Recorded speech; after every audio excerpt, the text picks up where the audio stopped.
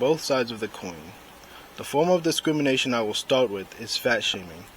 Right off the start, I'm going to point out how people are so manipulated by fat phobia and fat shaming that some people, especially women, call themselves fat even when they are anorexic or close to it. Some of these people have developed eating disorders. If for some reason you don't know by now, being underweight can be a health risk, just like being overweight. And some people act like having fat on their stomach at all, or their back, or any other place is not normal. We should already know all bodies are different, and where our body stores most of its fat is different for people. Fat is literally natural for the body to have, and is required for the body to function. So even if being overweight was something to be ashamed of, the extreme feel people have of fat causes just as much harm as it does actually being overweight. If nothing else, we should all be able to agree that small weight differences should have been normalized by now. I would like to point out, though, that sometimes what people refer to as fat shaming is simply just one person not finding a bigger person attractive. If it was just that, then fat shaming wouldn't even be a problem. Some people may like bigger, some people may like smaller. This should not be something to complain about for anyone. Fit people, skinny people, bigger people. I've seen every type of person hate on others for not dating them or finding them attractive, or something similar. Yes, the bigger people do it too. They call it fat shaming when they are declined, even if the person declining them do their best to be as nice as possible. I've also occasionally seen fat shamers try to claim that being bigger is a problem because it's not a popular body type to be attracted to. They haven't said this word for word, but obviously are given that idea when they try to compare two different types of people. They put like a bigger person on screen and a skinnier person. And I've also seen bigger people have a problem with smaller or fit people being the more popular body type to be attracted to, or the most common one. While it might seem like a majority vote can determine what's right or wrong, popularity is just what happens to be what most people gravitate towards, and usually doesn't have a greater meaning. There are plenty of times a more popular option or something that is trending is the worst choice, or not something you should be doing. Maybe look back on some TikTok challenges for proof of that. And this reason is also why bigger people shouldn't be mad if a lot of people don't find the bigger body size attractive. However, these scenarios seem to be a less likely thing to come across. True fat shaming comes from people who see being overweight as an immediate disgrace. People who aren't aware that being overweight does not immediately equate to how healthy they are or their activity level. It's very easy to see this from heavyweight boxers or wrestlers or football players. Some of these athletes are obviously big and probably most likely considered overweight by BMI standards, but obviously have tons of energy and great fitness, something people don't seem to think about. I mean, I personally had a wrestling coach who was big and had to be overweight because he was not much taller than me, and yet he was still able to do all the physical activities like every other coach and was able to do a backflip. Now, obviously, these are examples of people who are probably more muscular than fat, but the point is that bigger size doesn't immediately mean out of shape, like people stereotype them to be. But now people might argue, what about non-athletic people who are big? They need to be more responsible with their bodies and shouldn't be feeling okay with being unhealthy. Still something that shouldn't be used to hate on others, because not everyone is built the same, or goes through the same life experiences. Everyone's body is different. People have physical and mental differences that might make a task super difficult or borderline impossible for them. That goes for losing or gaining weight too. And what made me realize this was when I was a kid and I was watching a TV show that was like Dr. Phil or something like that. Then they had like a big kid on TV and they were like shaming him for being fat and was like, oh, you're fat because you're eating 3 big bowls of cereal a day. Of course you're fat. Like, you're eating all this sugar. And I'm just sitting there thinking, I eat 3 big bowls of cereal a day. I'm not fat. So it's like, it clicked to me that I realized it was very unfair to hate on people for weight, because I do the same thing and gain practically nothing. Activity level has something to do with it, but even though I go a few weeks at a time without being super active, I remain similar in weight.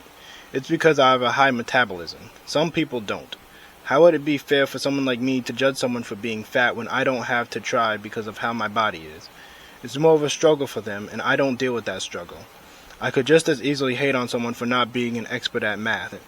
In high school, I constantly got A's on tests, even when I hadn't studied in a while, because my brain retains that information better than some, and I can learn it in multiple ways. Some people need specific ways to learn and extra studying just to understand simple math terms. People will always say there's no excuse because other big people who struggled to lose weight have done so, but different life situations can make it easier for them than other people of similar body type, such as what type of job they are able to get, how much free time they have access to, no access to the right food due to lack of income, have a harder time finding the workouts or food that actually work for them to lose weight, or dealing with other life problems that prevent them from focusing on specifically losing weight.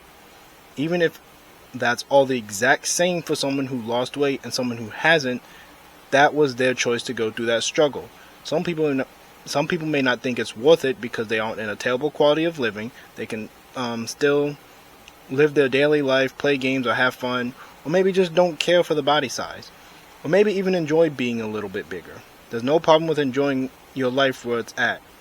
Again, bringing up knowledge, you wouldn't expect someone who doesn't care to excel in math to keep studying every day and do nothing else with their life until they're able to do calculus. You could tell them they can pay a couple $1,000s to get them the best teachers. You can tell them to stop all their hobbies so they can just focus on studying 24/7 so that they can finally be good at math. And a person who likes math may put themselves through that struggle, but not everyone would want to do that. Same way that people may not like working out or the specific foods that will help them. Like they don't enjoy the taste of it and they aren't eager to eat those kinds of food. It's completely unfair to just judge someone for not wanting to do something that they don't find enjoyable. Do some people end up needing to? Yes, because being overweight can be a health risk for some people, so it may come down to that. This is something bigger people need to understand, that just because someone is telling them that they have health risks, doesn't mean that that person is shaming them. It's just telling them to be aware, and if you want to lower those risks, you should try to do something about it. What would be different is someone bringing up those health issues when it's not even the current topic and they're constantly harassing the person about the situation. Some people may want that push, and some people will find it annoying, and it's valid to feel either way. I personally do not want to be reminded to do something constantly because I lose interest in doing it. Another thing that fat people have complained about is goods and services for not always having a perfect accommodation for every size. It's possible to do so, but sometimes it's impractical, like things that have weight limits. They have to be designed a specific way to hold weight, like roller coaster rides or vehicles. All of it needs to be adjusted for weight and sometimes can't function if too much is implemented. Even roller coasters have height limits because seatbelts might not be completely secured when someone is too short. It's for safety reasons to exclude a bigger person in these scenarios. And something I have not seen anyone bring up is the fact that someone being unhealthy from gaining too much weight should be the least problematic topic because gaining weight is a result of eating food, which is a necessity, and from less physical activity, which is what people naturally do while in the progress of advancing technology.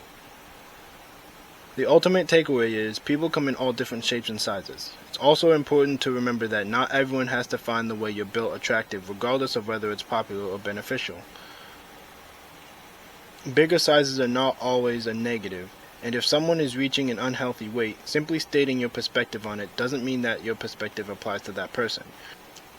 You shouldn't use your experience to shame someone, but rather use it to encourage them if they want to make that change. Someone may actually be at risk while being overweight or obese, but you should never just assume someone's life or character because of their weight, or try to control what they do with their life because of that. When it comes to different types of discrimination, racism is probably the most infamous one. A lot of this discussion will be focused on racism against black people due to the history of America. It will also make it less confusing and make the video a little shorter, but all racism comes from the same ideas. So what I say here will apply in some way to all. Racism as a whole is being kept around by people who lie, manipulate, or ignorant on certain situations in life. When the new generation are being taught these false narratives, sometimes the educated don't want to end up trying to teach them the truth because they are annoying, frustrating to deal with, and obviously just seem to be hateful like the ones that taught them. So they don't have no other viewpoints to bring them to the light. That's one thing I don't see people talk about when it comes to racism. Someone growing up being taught racism is kind of a victim, like getting brainwashed. If a white boy grows up with his parents teaching him to hate black people, is never let around black people, and is only shown on the news that black people are violent criminals, how is he gonna know any better? I'm not saying that this means their racism should be tolerated, or that they shouldn't be punished if they take drastic actions to hurt others, but that's just something I feel is important to remember. Another kind of similar thing I see is people who don't know that they can still be racist, even if they accept some people of the race or culture. The people who may think something like they are friends with a black person, or like something a black person made, so they can't possibly be racist, which on the surface might be hard for them to understand why they could still be considered racist. These people fail to understand that thinking the majority of a race is still a downgrade or bad by default is still racism. The people they are friends with or enjoy actions from are exceptions to the rules in their eyes. The racist person won't see these black friends as the others, something I'm sure has been explained before. While these people may not be the worst form of racist, because they can still find a way to accept other races while other racist people would never accept black people under any circumstances, in some ways it's harder for the tolerant types of racist people to be taught because they know there's worse kinds of racist people. So they think if they aren't doing what the non-tolerant racist people are doing, then they aren't bad. Although the tolerant racists can support the no-tolerance racists, in some cases they want it to happen but don't want to be the ones to do it, whether because of fear of their public appearance or just not prideful enough to say their thoughts. Then in a similar boat there are the people who benefit from the racism to black people, so they choose to ignore the problems going on, or are aware of the problems but don't want to do anything because they aren't the ones causing it, so they can't be seen as the bad guys. Like imagine playing a sport and the referee chooses to give the white team 2 points for every score while giving the black team 1. If benefits are given to them passively, why are they being attacked? Sure, if they are bragging about it or ignorant to their benefits, point it out. But when they aren't actively trying to make a person's life worse, they should not be criticized. I think people are too focused on good and bad sometimes that we forget that there can be a neutral standing. Anyways, lastly, there is also those who defend falsely accused white people of bad actions while also pointing out black people's flaws. Some of these people are only trying to paint black people in a bad light by highlighting anything negative a black person does while only highlighting the good white people do, and ignore opposites of both. That's when it's racist. And this is common, but I've also witnessed people who I think are the most misguided when it comes to this discussion. I've seen some white people talk about racism as if it's something that has been long corrected in society. The people I am referring to aren't claiming white people are superior, or that white people being racist is right, or that white people don't have faults. It's just not something they are focused on. They are aware that racism can happen, but believe we are in a time that if it does happen, it will be properly stopped. They also blame any bad thing that happens to a black person is due to their own individual actions. These people sometimes ignore anything that's happened in the past and want people to focus on what they can do for themselves now. A good message, but at the same time, it's harmful because the past, whether you like it or not, affects the present day, like segregation happened less than 100 years ago. And these people seem to think that everyone can magically make big changes in that short amount of time, while still often getting the short end of the stick. Speaking of black people though, I've seen people claim that they can't be racist. Something I'm baffled that people actually seem to believe this. I get that a lot of people say that black people went through trauma, so that's the reason why they would act a certain way towards white people. But just because there's a reason why a person would act a certain way doesn't mean it's not racism. It just means that we need to find a different way for them to fix the problems of the past and deal with their trauma in better ways. Treating someone poorly who did something bad to you first is one thing, but the problem is if it spreads to all white people. This doesn't seem problematic because racist white people have been the ones to put black people down, but being racist back to all white people regardless of their individual actions causes a cycle. It's the actions itself that are bad regardless of the person or group that are doing it. Another thing that I've seen black people do is claim someone is being racist just to get what they want. I've seen individuals who are caught doing stuff like stealing try to pull the race card, claiming it's the white man out to get them. These are another problematic scenario because it actually just circles back to continue racism. Because now people who want to keep racism around will try to pull up these instances to try to convince others that black people just make racism up to try to get what they want. It's like the boy who cried wolf. If you claim everything to be racist, the people who want or will do the right thing may not believe you when something racist actually happens. I think something needs to be said about not liking someone's culture. Not liking a culture shouldn't be considered a bad thing. I'm not sure how often this happens, but I've definitely seen people claim someone is being racist for not liking a certain aspect of a culture. Not liking the way someone goes on about their daily task is normal for everyone. If a culture was about engaging in eating one meal a day or only drinking water and no other drinks, I could definitely say I don't like that because I like having other drinks in my diet and I like eating more than once a day. The only thing that would make it racist and or bad is constantly attacking someone because of it, or if it didn't matter what that culture did, you still hated it. This is something that is confusing when it comes to black people because if black people created something and is heavily associated with them, I don't think people should be offended if a white person simply doesn't like it. It doesn't make sense that black people can brand something as black owned or black activity, then immediately get offended when a white person labels it as such. Again, it's possible for a racist person to say these things and entirely hate it just because it's made from black people and to mean the words in an offensive way. But I want to point out that someone being racist isn't the only reason why someone would say these things. If you don't want an activity being associated with black people, then don't label it as such when you discuss it. I've had plenty of times when a black person will come up to me and say something like, I don't talk black because I mostly use proper English when I speak, or say I don't act black because I don't respond to someone with an attitude immediately. If you're labeling it as a black person thing, then of course white people will associate it with black people. That goes for the actions or personality traits. Even if they aren't supposed to use that terminology because it's exclusive to black people from a shared history, like, you have to be in the club to be able to use these terms. It still wouldn't help the new generation stop associating black people with these things that they don't want to be associated with. Like a white person growing up like a kid, and then they go to school and they hear black people saying stuff. Oh, this is what black people do. This is a black person thing. Black people music. Saying stuff like that, right? The white person is obviously gonna say that same stuff. Like that's what's gonna be clicking in his head.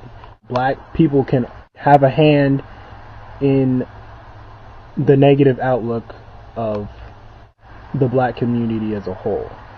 I would say just don't do stuff like label something as this is what black people do. We talk ghetto. That's what black people do.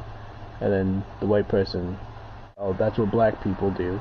Like, hey, don't say that. We don't do that. But you just said you do that, Men versus women. The age-old debate that I've seen since elementary school. Boys versus girls. Boys rule and girls drool, and vice versa.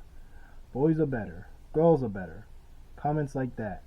But as kids, it's mostly just for fun, or not understanding things too much.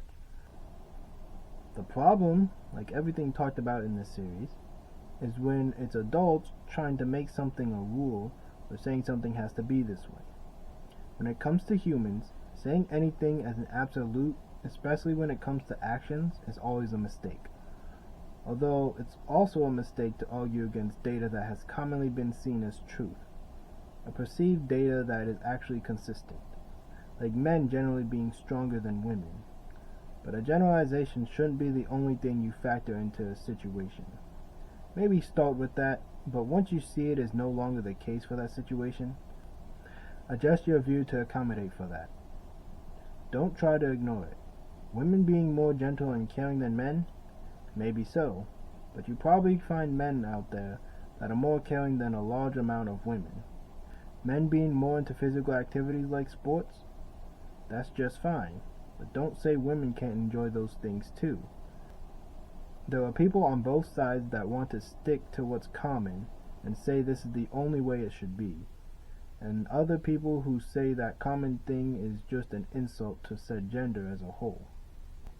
The most problematic of these debates is debating on who has it worse. When people are just poking jokes and jabs at people, it's mostly fine. That goes for any comedy in general, but that's a whole other topic for a different day.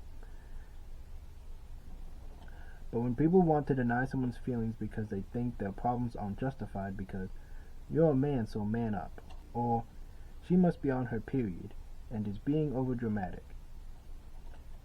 that really affects people. We should all just acknowledge that there are some benefits to being a man in society that women don't have, and some benefits that women have in society that men don't. And that leads me to bring up what it truly means to be equal. Feminism is the idea of bringing up equality to men and women. Don't let extreme feminists make you believe different. The ones who want the extinction of men and think men are nothing but worthless bugs, because that's not feminism. They disguise it as that, but that's not what it's supposed to be about. And if people knew this, I think a lot more people would agree to be feminists too. But let's look at equality. Being equal is being the same in quantity, size, degree, or value. So if we look back at an old standard for men and women, men going to work and women staying at home, will this be equal? Some women see the man having the advantage in this situation, but the woman gets something that the man doesn't. Spending time with kids more hobbies, more free time, having someone do the harder work for you. That stuff can be seen as a luxury that the man did not get to indulge in himself. Would you rather have equality as in, I get exactly what you get? Is the strongest man equal to the fastest man? They both excel at a task that the other does not.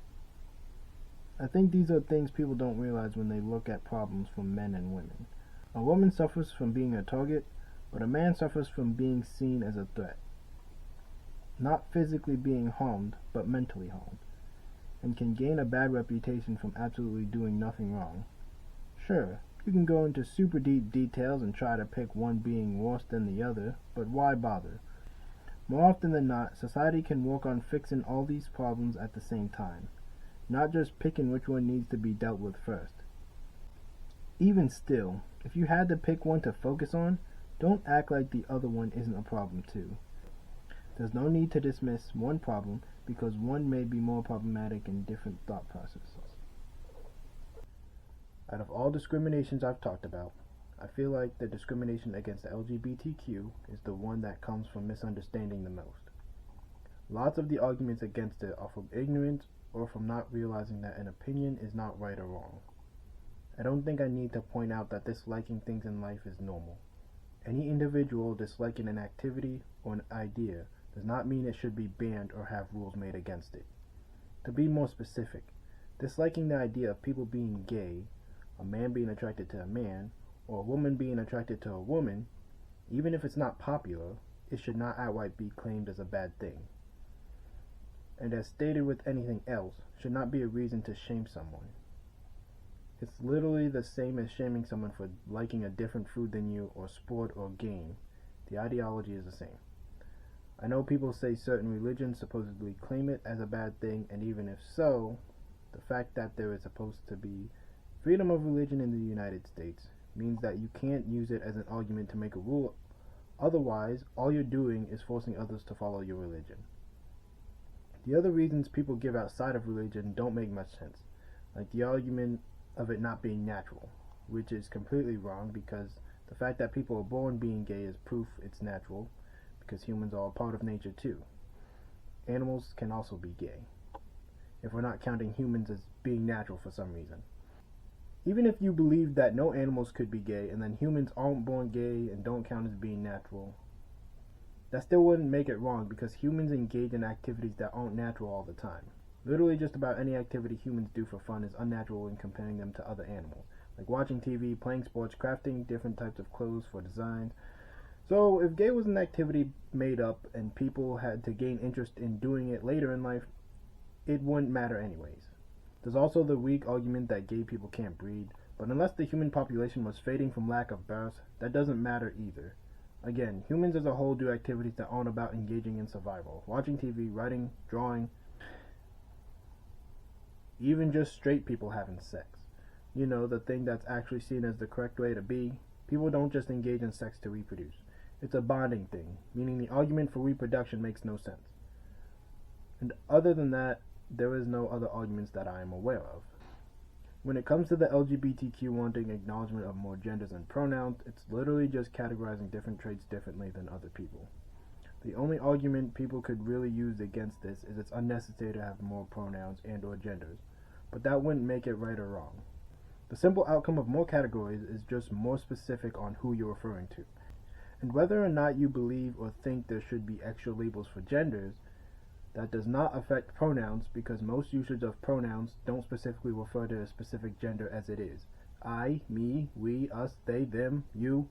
None of those have any gender attached to them, something people seem to forget just out of spite for the community. You could easily add more pronouns for any number of reasons, like add a new one to talk about a specific number of a group of people, or to talk about a person who is a specific age. The community chooses to use them for extra genders. Which brings me to the actual debate of genders and transgenders.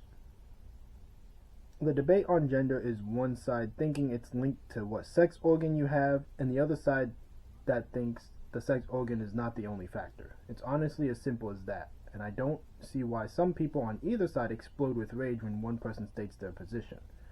Has gender and sex normally been linked together? Yes. Does it have to stay that way? No. It might complicate things, as some people would say, but something being more complex does not make it inherently wrong. The only reason why someone would need to know what private part another person has is if they are planning to engage in sex with them, or if they are a person's doctor, which if you don't know, your medical records stay between you and your doctor, not given to the general public. So having gender be about the actual person, rather than what's in their pants, may be a better way to label a person. People on a daily basis already refer to someone as ma'am or sir based on what their facial features are, how they dress, and their body type, all of which are not specific to someone's private parts. So society has already been partially following what the community sees gender as. It might be more likely for features to occur with a certain part, but if you wanted to solely base someone's gender on their genitals, then a person would think to directly ask instead of assuming based on features that aren't exclusive to a person's sex. Although the community needs to understand that having the sex and gender be linked as a default is not something to get mad about. Plenty of things in life have a default option to quickly and easily cater to the majority.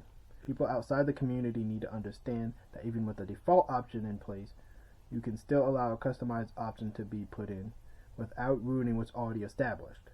But with that, I think the community needs to do a better job of explaining new genders and orientations to people, because I have seen times when someone in the community does not make it clear what they want to express themselves as to other people. Sometimes they don't even understand themselves, but get mad when someone who doesn't normally engage with the community doesn't understand either.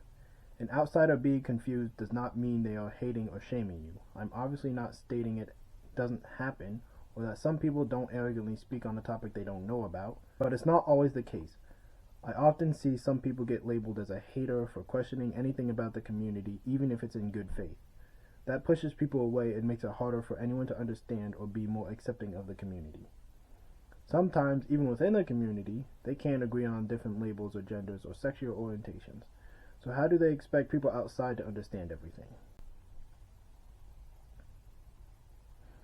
Now, transgender people are valid as their new gender under the new view of gender. But specifically for transgender people, they are seen as wrong for trying to be something they are not born as.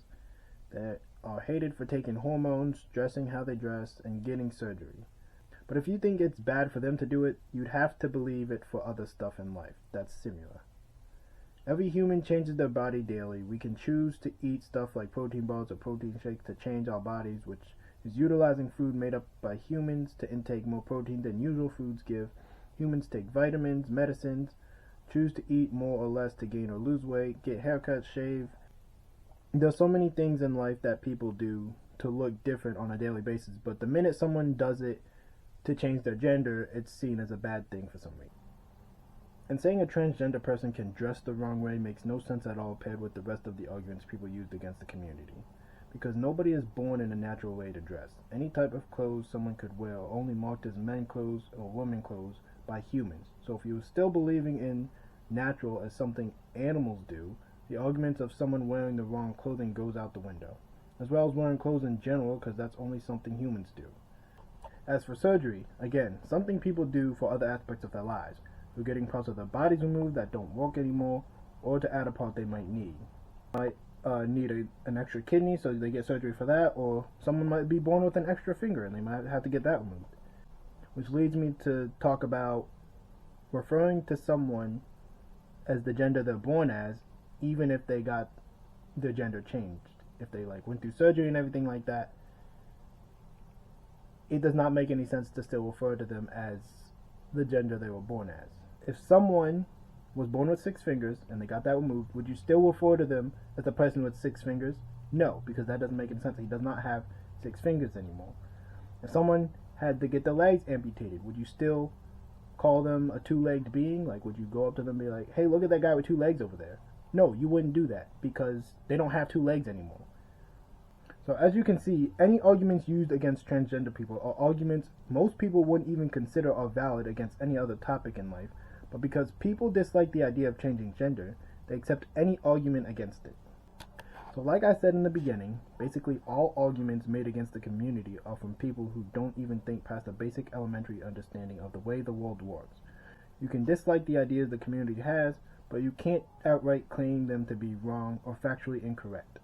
Some people in the community do force certain things upon people, ignore how others feel, and can get offended too easily about being misunderstood or being asked questions.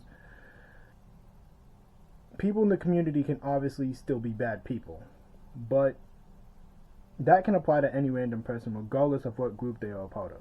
You can correct that individual without attacking the community as a whole.